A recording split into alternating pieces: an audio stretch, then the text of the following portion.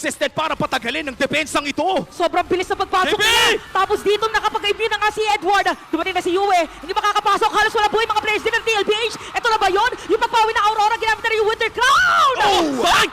Spear of Destruction! Kaya bumalaga sa harap! Kaya ba ng damage ng Aurora? Bumili pa ng Immortality! Pero hindi na makakatakas pa! Unstoppable! Para dito kay Oheb! Naging 2 for 2 yung trade pero kailangan mag-back. Nakakita Yamin tayo ng yan! minions kahapon. Papawin pa ba ni Edward? May lalabas pa na minions. Kalahati na yung buhay ng base. At ang sigaw na laban ngayon, Winions yata! Pero makakatakas! Makakauwi! Ako boys, ang hit na lang sana! Makakatakas na Sigaw! si JP Lasok, Flicker! Pero Yung nauna doon. Ang problema si Oheb naipit. O Carl! Carl! Na sa top lane, naman sa may bottom lane, pero napakaganda na sagot! Hindi na nakagalaw mga players dito ng Aurora! DJ, you in the corner as well. Edward, papasok nga ba? Halos wala na buhay, pero may bibigyan ng dalawang players na dito pumasok. Kinamit ng shadow kill, pero Oh! sila rin mga ng pagong. Habang wala naman ng buhay, Carl TZ is down. Nandito pa si Sanji at si Sanford. Kakayanin ba nila yung sustain? Kakayanin ba nila yung damage? Bumubuhat din na si Yue. Si Edward naman nandito na. Sanji! Sanji! Double kill. Para din sa Badang. Hindi tatamaan, pero si Sanji. Kasi ganun din kalaki ang gold lead ng Aurora right now. Only a 2,000 gold lead. Pwede pang pumalag dito ang TLPH kung sakali pero pumipera lang si Doming kahit sa baba. Grabe, may kita natin pumasok nga dito si JP. Sino masaseta pa nila? May counterplay naman para dito kay Renny J. Si Carty makakakuha din ng bagong. At TLPH ngayon, sino naman dediretso makakabawi yata sila. Yue. Nag-flicker in pa para habulin din si Yue para makakatakas na siya. And this time around, from 3-5, naging 5-5 na yung ating kill score. And turtle napunta, TLPH. It's a macro aspect. Pero again, titignan natin yung team fights dito for TLPH. Okay, akala natin makakatakas na pero nabitin Arn. pa Carty dito masastun. And it's gonna be kill para dito kay Edward habang si Demon kahit may sariling target din pala dun sa ilalim ng Tori dun sa may bandang gitna. So 2 players down sa side ng TLPH. Hindi na umabot. Very silent game matapos nung daming Renny side. J! At biglang dediretso, natagpuan na nga nila si Oheb. So ito yung mga sinasabi natin, biglaan na setup play pero hindi na pa aatrasin yata, nasusustain lang dito nung Kali. Habang si Dominic kahit sumisira na ng Torres sa may top lane, si Uwe dadaanan na yata nila. Mapipigilan din si Edward pero tuloy-tuloy pa rin ang damage nila. Kalahati na lang yung buhay ng pagong dito. Kanina nga pa talaga mapupunta. Hayabusa pumasok na rin pero retry secured para dito kay Carl TZ at mag-out na lamang ang TLPH. JP. Ang sagot dito ni Aurora, however, ay nakapag-push doon sa may bandang itaas. Mid lane naman ata ang kanilang punteriya pero nandiyan naman May ang Aurora nakakonceal. para dumepensa. Oo, pero nakita dito ni Carty si Nagalit, Renny nagalit. na nakakonceal. Pinipigilan niya dito. Pero makakapag-flicker out bomb. Peace bomb! Pero side Boom! Kaya naman Carty Ng Aurora Gaming dito yung TLPH, binibigyan lang ng space, hindi mo ka pero yun, Renny J, nabigyan.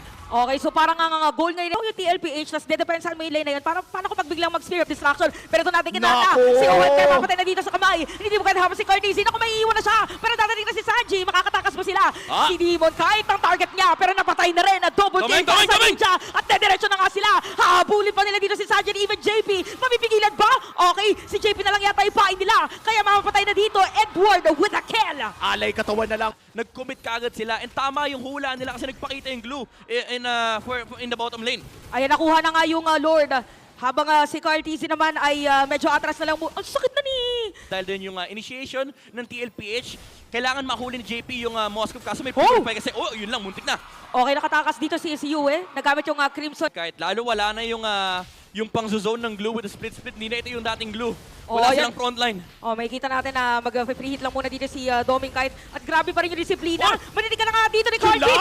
TZ. At sabi natin, hindi mapipigilan si Doming Kite. Hindi na mapupuntahan. Pero biglang tinalunan. At dahil dyan TLPH, sila na... Si Demon Kite, yung Lord. Okay, nakita natin Si na Sanford, sila. Sanford. Magagawa pa sila ng play. Si Sanford nga kanila mapupuntahan. Makakatakas ba? Napadaran. Habang patarin na dito si Wow! JP and even Sanji sabay disengage. This time around, TLPH yata nakita natin yung conceal. Pero masasalubong agad ni Yue. So ang dami mga Arn! resources na nakuha. Madidikita na nga dito si Yue. Makakatakas ba siya? Grabe yung tinagal ni Crimson Beacon. Pero biglang bulaga. Edward! Dito sa damage ni Cardizi. Habang na diretso naman, napakaganda pagpasok doon para kay Renny J. Arn! Grabe, tuloy-tuloy si Dominic kahit biglang dumating doon sa may bandang harap. Oo. Kanya-kanyang free hit na to. Bumaba na pa nga si Doming Kite pero ang dami nang humahabol sa kanya. Kakatin nga pa pero tumatama na rin si Oheb dito. Makakapagtas palayo pero doon sa likod ay papasok nga rin ang kanyang mga kampe. Si Edward buhay pa rin pero yung Imoy na wala na. Doming Kite buhay pa rin hanggang ngayon. Lumalaban pa rin sila. Edward! Si Edward na dito makakakabot ba? Ginamit na yung flicker. So buhay dito si Dominic Kite. Buhay si Edward pero may tatlong player na buhay para sa TLPH. So tingnan natin ngayon kay tutuloy ba nila yung Lord. Walang gustong umuwi. Midnight Enumi. Pero Rock mula dito kay Edward and siya rin yung nagsalba kay Doming Kite.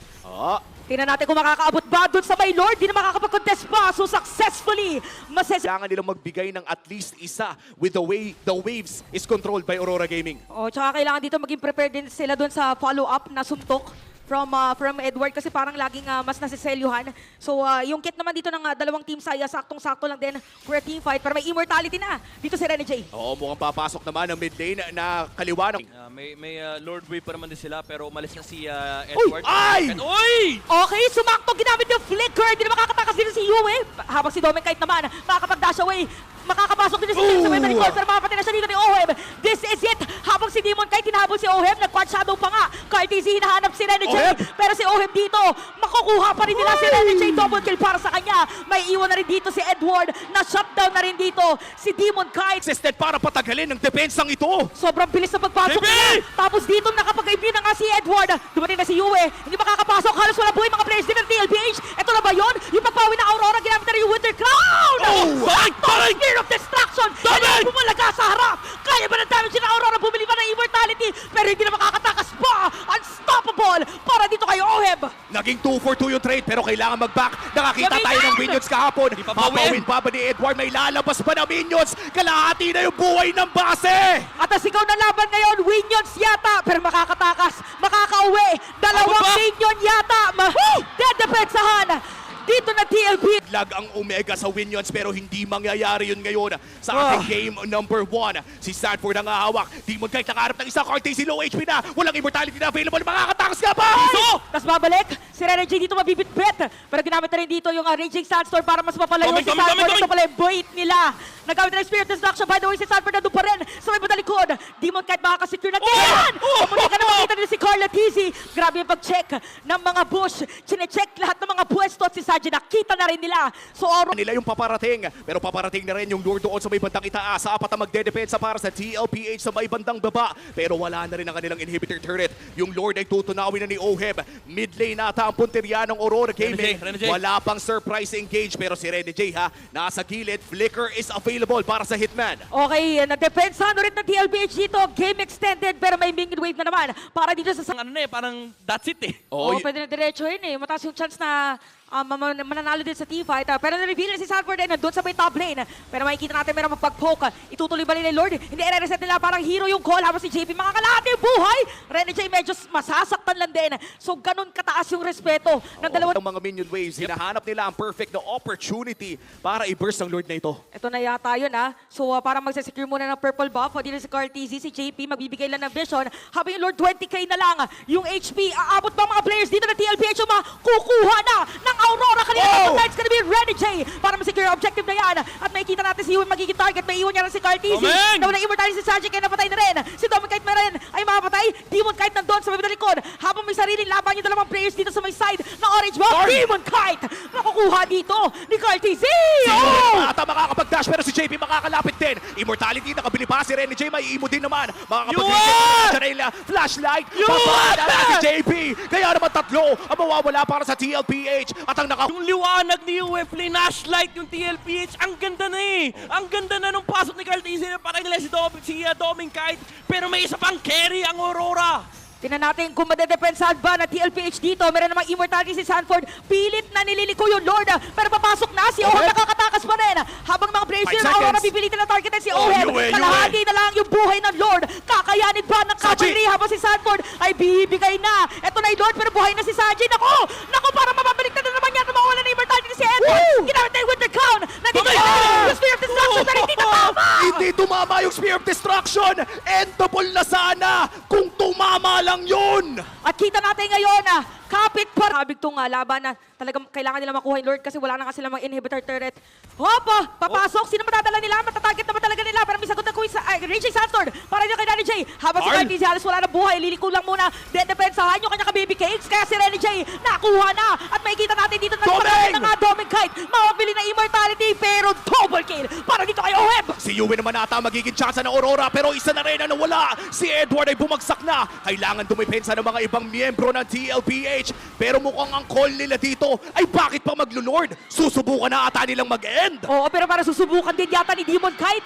Base Paunahan. race ba to? Pero nagkaroon ng minion wave. Okay na dito si Yue para dumipesa sa Aurora. Tapos nandun naman si Sanford sa may bandang taas. Demon Kite, or sa Demon Kite. base nila para talagang depensahan din yung kanilang base. Si Demon Kite ay nandito pa rin. Laban sa isang glue habang nandito naman ang TLPH. So So parang hindi na yata kakayanin ng depensa dito ng Aurora dahil mauubos na ang buhay ng base. Biglang baliktad. TLPH ang game